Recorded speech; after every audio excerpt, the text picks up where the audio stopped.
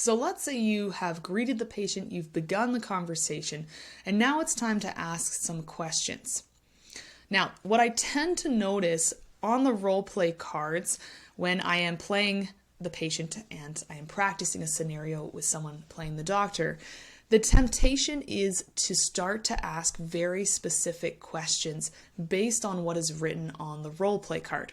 So for example, if the role play card says to find out about the patient's symptoms, and then in the brackets maybe lists the pain, intensity, duration, what tends to happen is we can go right into those very specific questions. How is your pain? How long have you had this? When did it start? And what can happen is the conversation starts to become very pointed, and it's difficult sometimes for the patient to provide the information on their role play card.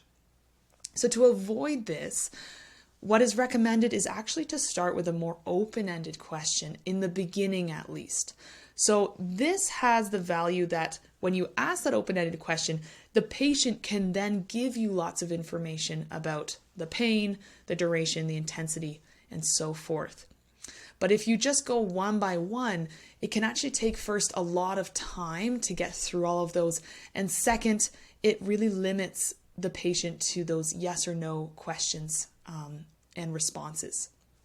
So here are some ideas of how you might begin with those open-ended questions. So here are 3. Can you tell me, so if you were to ask, can you tell me about your back pain? The patient might tell you about the pain to start, and maybe they'll tell you about the duration too, but then you can follow up with, okay, well, what about the intensity? Can you tell me more about that? Another example is how has. So especially if something's been ongoing, how has management of your diabetes been? Or how has the pain been recently? And you can kind of open that conversation. They can talk a little bit about that. Especially for clarification, what do you mean by this?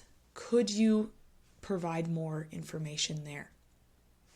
Maybe you can think of other examples as well. These are not the only ways to kind of promote more information getting from the patient. But what is recommended is when you look on your role play card and you see those bullet points about finding out, that should be an indication that you want to start quite broad, and then you can move into those more specific questions.